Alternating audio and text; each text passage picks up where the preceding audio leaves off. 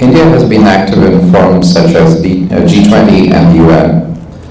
What reforms do you believe are necessary in global governance institutions to reflect the realities of the 21st century? It's interesting that you put G20 and UN together. And I'll tell you why it's interesting. Because before the G20 came, there was something called the G7. Okay, the G7 were primarily Western countries. Japan, for this purpose, was a Western country. Now, the G7 finally reformed. It reformed under compulsion. That when the global financial crisis of 2008-2009 happened, the G7 realized, G7, G8, because Russia was part of it then, they realized that they couldn't handle this on their own and they needed to expand it and bring in other countries, and that's how the G20 came about. Now, the UN Security Council today faces the same predicament as the G7, which is, if you look at the big issues of the day, actually they've not been able to do very much. You have what's going on in Gaza. You saw there's a war going on in Ukraine. You have this Iran-Israel stuff. You had the biggest challenge of the century in the pandemic. And I ask you, where was the UN in all of this? Nowhere. So, if we are serious about keeping the UN relevant, which we believe in, it's not our case that the UN should be done away with. But the UN needs updating, UN needs refreshing. So, if we are now heading for 80 years of the UN, it makes complete. When the UN was founded, there were 50 members.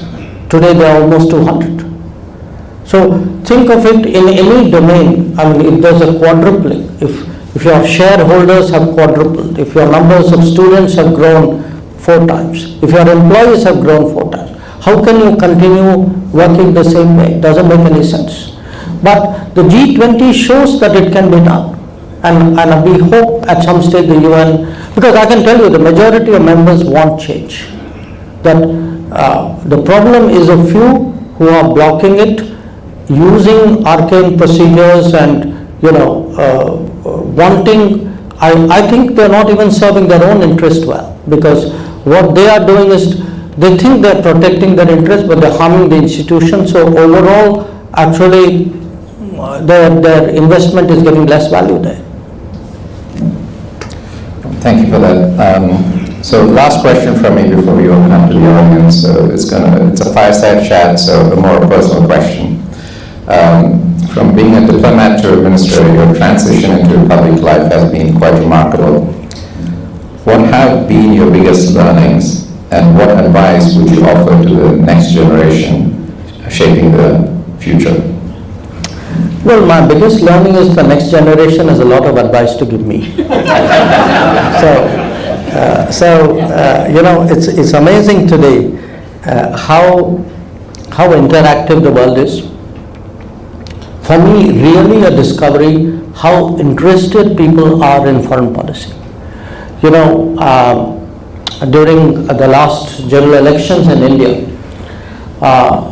as part of the campaign, I would go to what I would consider maybe 3rd level, 4th level cities and towns of India.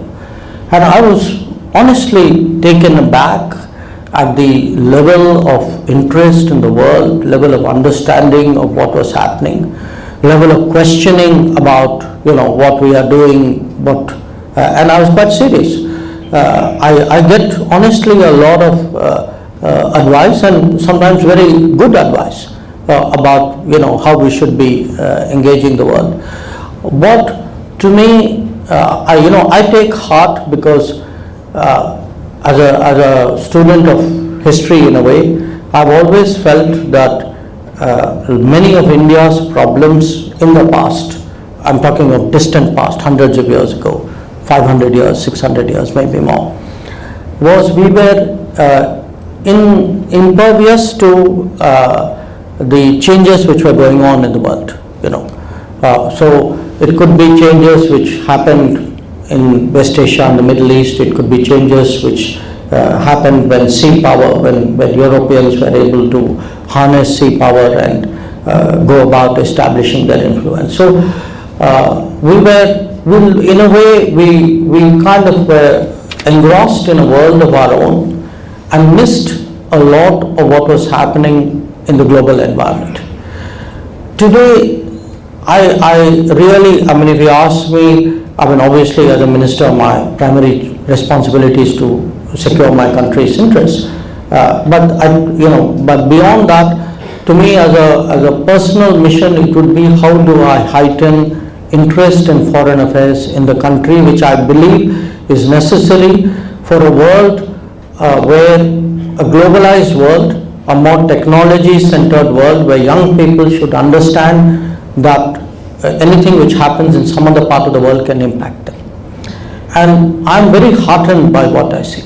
I feel today young people in India are very connected to what is happening in the world. It's not without its challenges, that connection, because they have expectations and aspirations which come out of it.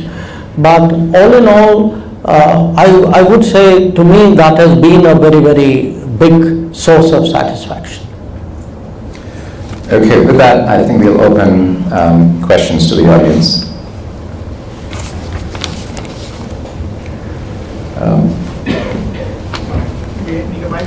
Good afternoon.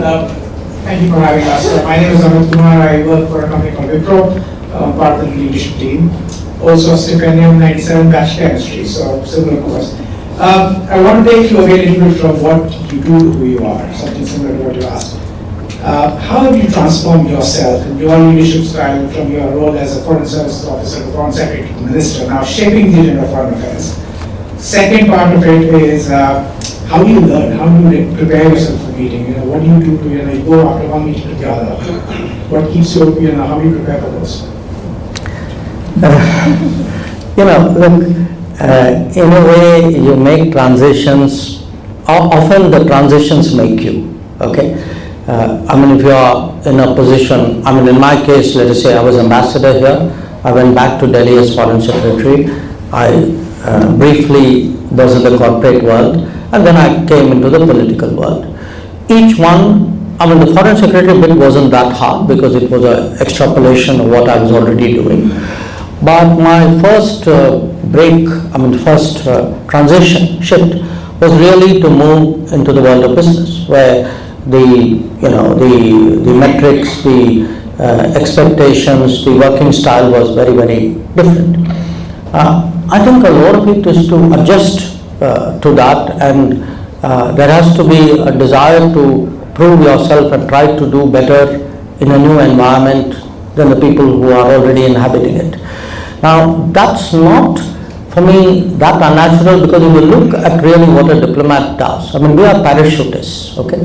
We land in a country, and our government, in a matter of a few days or not weeks, expects us to know everything about it and give very serious professional advice about how that society works. So you are, in a way, naturally adaptive. You have to be on the go, and why I'm saying that is, and I apply, in a way, did the same with politics.